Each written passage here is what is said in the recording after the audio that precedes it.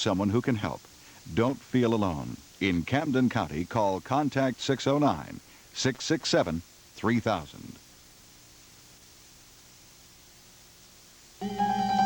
David Banner helps a child in need tonight at 6 on The Incredible Hulk.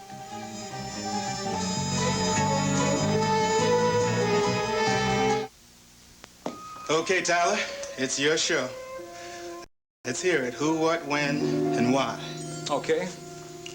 To begin with, Gunther perpetrated a practical joke on Gavin Wiley and on himself. Damien, what are you talking about? I'd like to show you exactly how it happened, but I'll have to use this. Calvin, I want you to put this on. Now, there are 3 pieces to this puzzle. The first piece has to do with a box of blank cartridges. We know that Gunther bought a box of blanks. We also know that Gunther did not have a gun of his own. That means he must have put those blank cartridges in somebody else's gun. You're talking about my gun, aren't you? The one I kept here. Right. The gun just like this one. Now, the practical joke was to be perpetrated on you, Gavin. So Gunther came into the studio, he got hold of the gun, he removed the live ammunition and put in blank cartridges without you knowing it. Sounds easy enough to do, I guess. Right. And then when you responded to the attack on Jody, which he did specifically to goad you, Gunther was ready for his little practical joke. Okay, Calvin, I want you to play Gunther. I want you two to get into the positions that you were in when the fight occurred over the gun and the shot was fired. All right, he had chased me all the way against this wall. I had my arm outstretched. He went for my wrist, put it up in the air. I wrestled down like this, threw him up against the wall like this, brought it down like this, and... Okay, now comes the second piece of the puzzle. In order to show Gavin that he was mortally wounded, Gunther used a little theatrical device. It's blood! It's fake blood. Now, look, wait a minute. I was not fooled by any red dye or... I mean, it was real blood on Gunther. Okay, the phony blood was enough to fool Gavin. He thought that Gunther had been wounded. He panicked and ran out of the studio. Gunther got up and changed his shirt. Now, by the time that you came in, Miles, that wound had become a real wound. And the phony blood was definitely real blood. Now, the person who was responsible for this was the person who was Gunther's partner in this little practical joke. He was waiting for this whole thing to end. He waited for Gavin to run outside the studio. And then he came in. He got the weapon. He took out the blank cartridges and put in live ammunition. He turned the gun on Gunther and fired. And then he took Gunther's body and he laid it exactly where Gavin had left it. My God. Skylar Whitney.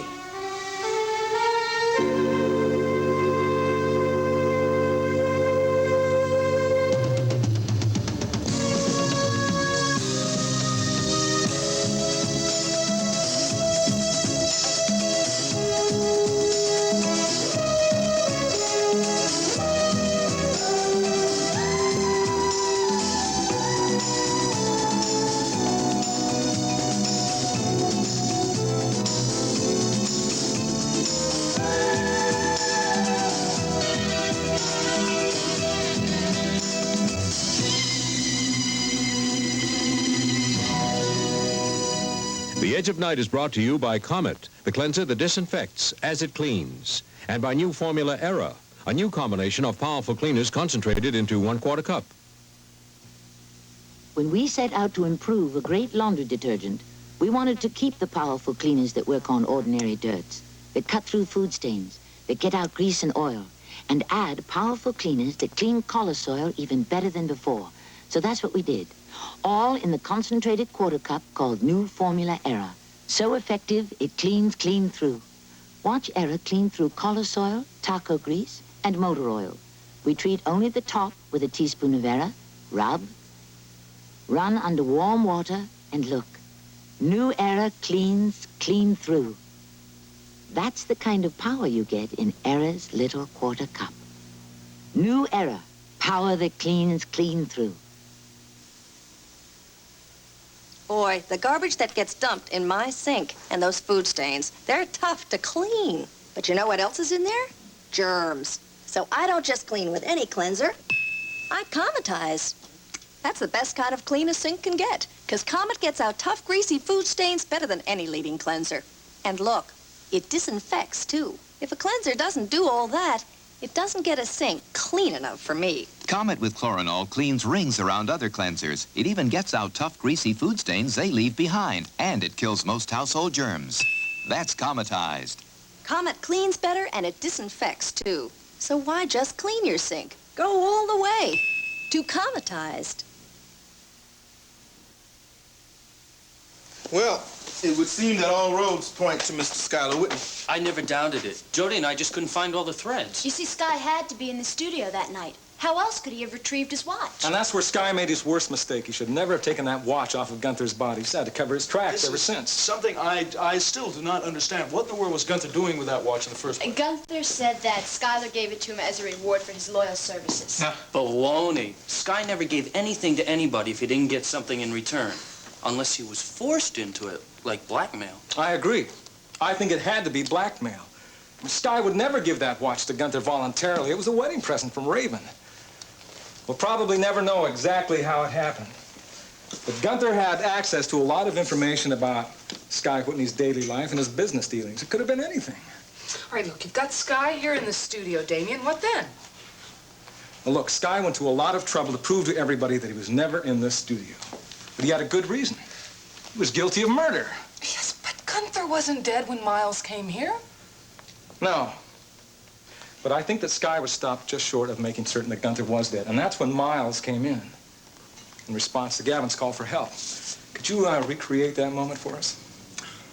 Oh, well, I came into the studio. I saw Gunther lying on the floor right there. I came over to him and knelt down, tried to help him, and that's when he said something about the watch. Okay, I think Sky Whitney was in the room, and he heard you coming and hid someplace. So obviously, Sky didn't think Gavin would get help so quickly, and he didn't realize that Miles was down at Sid's. No, but what he did realize is that Miles could have saved Gunther, and then Gunther would have been able to name him as the assailant. And while Miles was bent over Gunther's body, Sky came up behind him with a broken cane and knocked him out.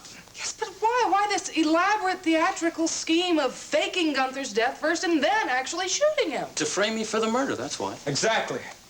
And to kill Gunther. Well, it certainly is very convincing, Damien. It explains the difference between Gavin's and my stories. His that the gun was fired at close range. My evidence that it was fired from a distance. How'd you come up with this? I mean, what is the third part of the puzzle? Well, before Gunther died, he had written a letter to an ex-girlfriend, which carried some very important information in it. I just, by chance, happened to get access to this letter. How? Well, that's not really important right now, Nicole, but I will read you the most important part of this letter. It says, my boss, Mr. Whitney, is paying me enough money for a lifetime vacation. All I have to do is play a little practical joke on a guy here in Monticello. Now, I'm convinced that that charade that Sky and Gunther played was with Gavin Wiley in this studio. Very clever. Very, very clever. Fortunately, not clever enough. What's the next step? The next step is to convince my chief. Wait a minute, Mallory. You can't hold me. You don't have nothing on me. I want to talk to my lawyer, and I want to talk to him now. I don't know what you're so upset about, chummy. I'm the one who should be upset. What about my rights? What about the rights of the citizens of Monticello? I think we've got a right to be protected from cheap hoods like you. I don't know nothing about nothing. Well, if you ain't gonna say nothing, then maybe I'll do the talking. I know all I need to know about your illegal gun-running business. Your friend Eddie Lorimer sang like a bird. And Vinny should sing opera. Don't you have a little tune you want to whistle for me? You get nothing out of me. Nothing, creep. Welcome. Come on, let's go. Get going. Yes, Helen. Okay, I'll take it. Yeah. Chief, it's Damien Tyler. What's up, Damien? Look, I gotta talk to you right away. It's really important. Yeah, about what case? It's about the Gunther Wagner murder case. Tyler, you know that case is wrapped for us. It goes to court in a couple of weeks. No, I don't think the case is wrapped up, Chief. What would you say if I told you that there was a different murderer? Let's take it from the page 22. Okay, top of the page. Beginning with your line or mine? There's only one line at the top of page 22, and it's mine. All right, hit it. Why don't you hold book for us? Well, that means when we would need a line or a cue, we ask you. You give it to us, okay? Sure. Yeah, I won't need it. Mitzi, you might. You don't know. Ready? State your name. Line, please. Elizabeth Abercrombie.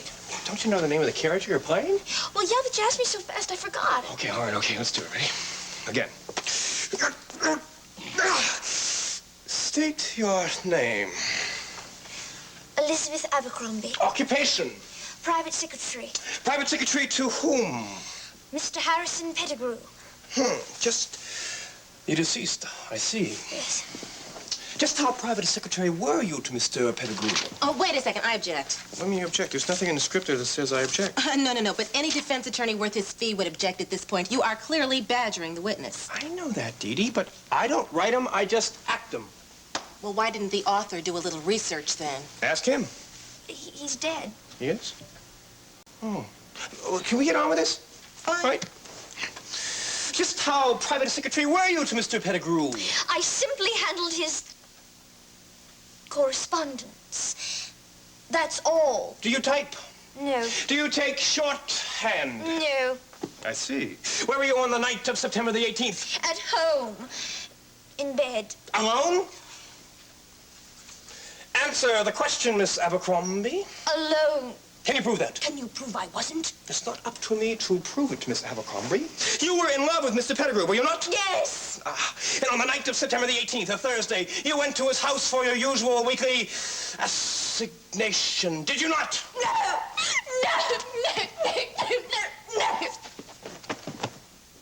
That's too early, Mitzi. Sorry. A Thursday, you went to his house for your usual weekly assignation, did you not? No, I told you what it was. Don't lie, Miss Abercrombie. You went there and you argued, and in your anger and your passion, you grabbed the brass candlestick in your hand, you raised it above his head, and trembling in anticipation, you struck the fatal blow. Now. No. Curtain. Well, did she kill Mr. Pettigrew or not? Well, I don't know. You see, we haven't read the third act yet. Oh.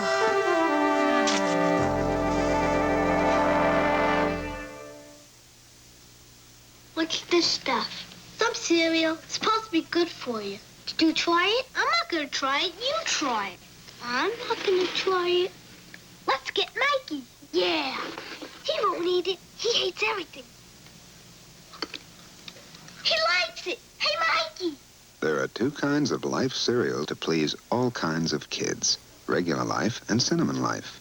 Make Life cereals part of your nutritious breakfast. There are times when life seems oh so cold, but there's always time to warm your heart. A silhouette time, travel on words of love. It's your own special time, so sit back and relax with Silhouette Romance. Each month there are 6 new Silhouette romances, and now for teenagers, new First Love from Silhouette. Silhouette Romance. Oh, this acting is hard work. Do you have anything to drink? Oh, I'd love something. Dee Dee, you want anything? No, thanks. You want something? Nope. I'll get it. Dee Dee, thanks for helping us. Appreciate it. Oh, sure. I enjoyed it. Besides, it took my mind off my own private little drama for a while. Dee Dee, are you unhappy about your decision not to marry Julius? No. No, I know I did the right thing. Julius wanted that job in Chicago, and I had to say no. Well, that is what I call a noble sacrifice. Well, the truth is, if I had been crazy about Julius, I would have done it. You would have gone to Chicago with him? Absolutely not. I would have insisted that he stay here in Monticello. Dee Dee, you're a tough cookie. Yeah, well, don't kid yourself. I'm not as tough as you think. Hey, girl! Open up! Open up! Open up, girls! Hi! Cliff, there he is! You guys came to see me. Brace yourself, Cliff. Brace yourself. We have the most wonderful news in the whole world. I am going to be a free man! What do you mean? What are you talking about? Huh? What you saying? It's his story, Cliff. I guess I better let him tell you. Well, that sounds like a cause for celebration. I'll go get the champagne. We have some left over from the house. Oh, yeah. Just calm down. Just sit down on the couch and explain to me everything. So, Calvin, what is all the excitement? What's the story? Oh, we just discovered some new evidence in Gavin's case. You know, the thing is really, if the law is going to accept it, I guess the first hurdle is getting the chief to find it pertinent, you know. But I'll fill you in about those details later.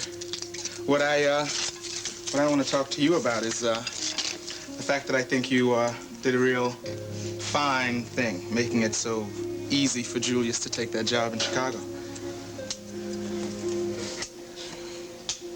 You know, between you and Mitzi telling me how fine and noble I am, I think I'm about ready to sprout wings and a halo. You know, I don't seem to be able to do anything right with you. You're giving me hell because I just paid you a compliment. Well, the truth is, Calvin, if I had loved Julius, I would have gone with him. But I don't love Julius. At least not that way. Could there be somebody else that you love that way?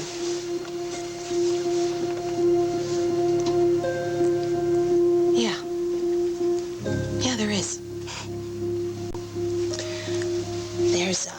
There's this guy with a funny little smile and big brown eyes and a crazy sense of humor.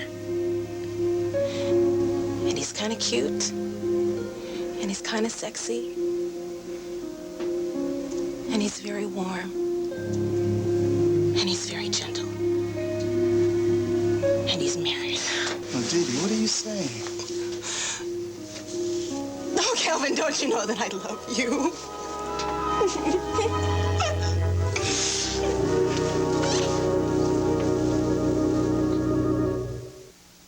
How about a bath, Tiger? Wait, it's too hot. Well, it feels just right to me. It won't to Davy. To a baby, just right means special care. Even his clothes have to be just right. So I wash them in this for that ivory snow softness. I think it's just right. Ivory Snow starts with pure soap. That's what gives baby's clothes that ivory snow softness. It's soft. Just right. Ivory Snow, just right for baby's clothes. Mr. Dobbs, getting rid of the Duncan Hines blueberry muffins? No, just making room for a new bran muffin mix. Duncan Hines doesn't make bran muffins. Like I said, they're new. Duncan Hines bran muffins. So moist and delicious you may forget to butter them. Looks moist. Tastes delicious. I did forget the butter. Like I said. So moist and delicious you may forget to butter them. New Duncan Hines bran muffins. You invite me over for a friendly dinner, and look what I find. Another glass. Eddie, it's got lipstick on it. And just after this greasy pan. It's not my shade. Dawn will handle it. After those greasy dishes? Try it yourself. Water doesn't feel greasy, or my hands. And this glass looks as good as the first one. Dawn's great, huh? Now, about the lipstick. What lipstick? Dawn takes grease out of your way.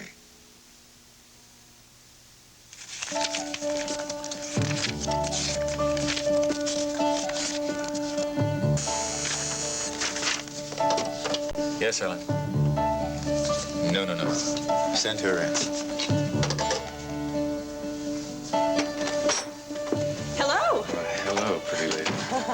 Aha. The distinguished chief of police. This is an unexpected and delightful surprise seeing you. Am I interrupting anything vital? Well, nothing right now, but I can't give you too much time. I'm expecting one of my officers in a few minutes, and from what he said over the phone, it's going to be important. Well, I have a very important subject to discuss with you. You do, huh? What's that? I made reservations for us for the weekend at that country inn. Oh, great! Of course, the whole place is almost completely snowbound, so we're going to have to plow our way through. And of course, that means we'll have to spend the entire weekend indoors. Oh, what a pity. Isn't it? Oh, I can picture it now. The two of us in front of a fireplace, roaring and crackling. Of course, I've got you in my arms. Oh, what did I do to have such good luck? This won't last. It never does for me. Oh, hold on tight, Derek, so I don't slip away. If you do that, maybe it will last. For a while. Hey, you all right? Oh, yeah, look, that's your appointment. I'm gonna go straight home, so, why don't you call me when you get a chance? All right. I will. Hi, Chief. This better be good. It is. Sit down. Thank you. Gunther Wagner case, huh? What have you got? Exhibit A. A letter from Gunther Wagner to Nora Fulton, otherwise known as Roxanne. Gunther reports in that letter that he got an extraordinary sum of money from Sky Whitney to play a little practical joke on some guy in Monticello. It was obviously Gavin Wiley. Hey, this looks promising. Promising? It's dynamite. It proves that Sky put him up to it. Put him up to what? Faking Gunther's death to scare the hell out of Gavin. Look, Chief, Sky got Gunther to put blanks in Gavin's gun. The gun went off in a struggle. Gunther played dead. Gavin went out to get help. Sky came in, replaced the blanks with live ammunition, pointed the gun at Gunther, and blew him away. But why? What was the motive? I don't know. Maybe it was blackmail. But it was the perfect frame-up to hang Gavin for everything. You know, the way you tell that, it would account for the disparity between Gavin's story of having shot Gunther at close range and Doc Kavanaugh's forensic evidence that says he was shot at a distance. Exactly. It's interesting, and you tied some loose ends together, but this is not enough for me to accuse Whitney of murder. Well, what do you want? It's the only possible way it could have happened. Well, that may be, and it's an interesting theory, but I got here a letter that says Whitney was going to pay Gunther some money to play a practical joke on somebody. How am I going to prove that somebody was Gavin Wiley? I don't know. It's obvious enough to me. Well, I need something more obvious. Some forensic evidence, for example. This is not enough for me to take to the DA. Well, what do you need to convince you? You don't have to convince me, but I have to convince the district attorney. Okay, what does the district attorney need? A confession? Confession would be nice. Okay, Chief, I've got an idea. Why don't you send me to Switzerland? I'll confront Sky Whitney with all the evidence we have. I'll bring him back here to face it if necessary. Tyler, are you out of your mind? What do you think you're going to do? Just walk up to Whitney in some little Swiss street and say, "Excuse me, Mr. Whitney, you may not remember me, but I'm Detective Damian Tyler from Monticello. I have here a confession I'd like you to sign." He'll laugh in your face. Chief, if I don't confront him with this now and he hears about it, he'll be gone. I mean, he'll disappear off the face of the earth. Tyler, I cannot let you waltz off to Switzerland, not on this piece of evidence. Well, you're not going to let this thing die now. No, I'm not going to let it die. We'll have to dig a little deeper, you and me. Chief, but that's not enough. We've got to have the man himself. Tyler, I can't let you go. It'd be illegal.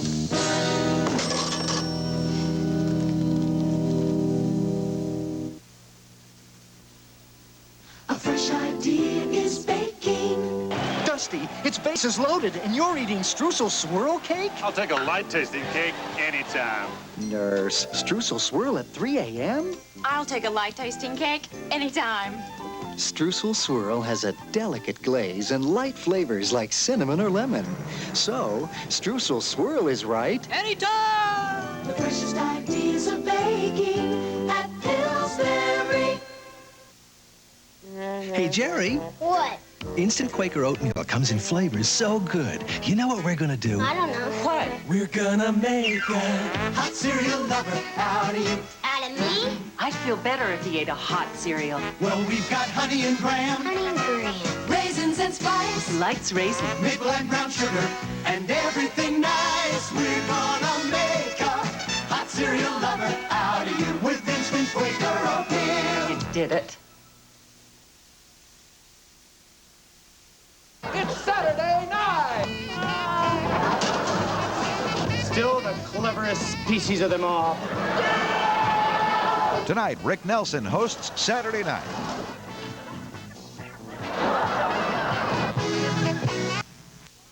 Chief, I am absolutely convinced that if I can confront Sky Whitney with all of this evidence, I can get a confession out of him. No way. Look, I may even be able to bring him back voluntarily. You know he's hard as a rock, and he's very clever by now. That you should know. Okay, Chief. Look, I can't. You know you can't win them all. Hey, you did all right with the last one. In fact, we got Chummy out in the hallway now being booked. Chummy. He's a friend of Gunther's. Maybe I can get something out of him.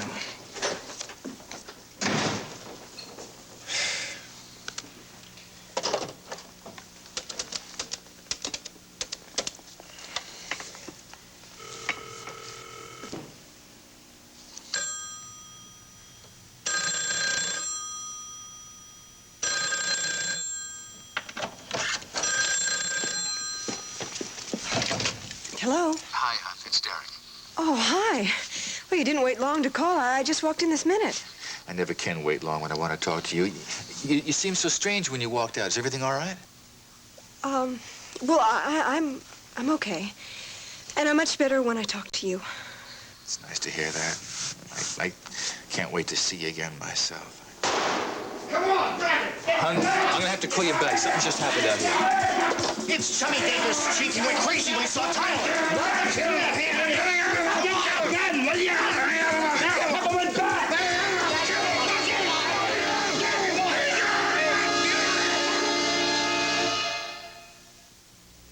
Who'll last longer, Rick or Dry Idea Roll-On? Give ordinary roll-ons this kind of workout. They'll start to give out on you. They're mostly water, but not Dry Idea. Watch. The ordinary roll-on here, Dry Idea here. Minutes later, when perspiration starts, much of the ordinary roll-on can wash away, but not Dry Idea. Dry Idea has hardly any water, so it goes on drier, stays on longer, keeps you drier. In fact, you'll give out before Dry Idea. This is Dial-A-Lash, the only adjustable mascara. Change the setting, change the look. Dial-A-Lash with the exclusive dial control. Maybelline invented it. 10 settings let you control how much mascara you put on your lashes. Dial it low for a light coat. Dial it higher for thicker lashes. Dial out messy globs and clumps. Dial-A-Lash, the only adjustable mascara from Maybelline.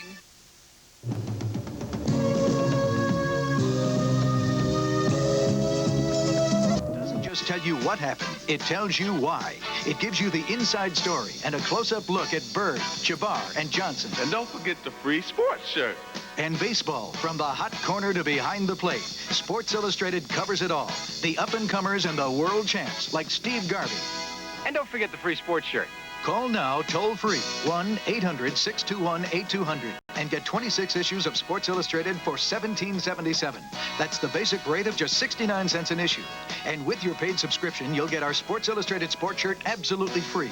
Call 1-800-621-8200. And ask for small, medium, large, or extra large. Tonight, Clark Gable stars as a young doctor in World War II in the Channel 48 late movie, Homecoming. You see, a T-shirt can tell us a lot about the person who's wearing it. Like where a doctor makes his living, the quality of a lady's tennis game, and, well, you get the idea. Now you can own the sports shirt that tells people you don't settle for anything less than the best in sports reporting. From Sports Illustrated. It's yours free with your paid subscription. Order Sports Illustrated for just 69 cents an issue, a savings of over 50% off the $1.50 cover price. 26 issues for just $17.77. Your subscription will include the 1981 edition of The Year in Sports. It's yours with your free sports shirt in sizes small, medium, large, or extra large when you subscribe to Sports Illustrated. Call 1-800-621-8200. That's 1-800-621-8200. Do it now.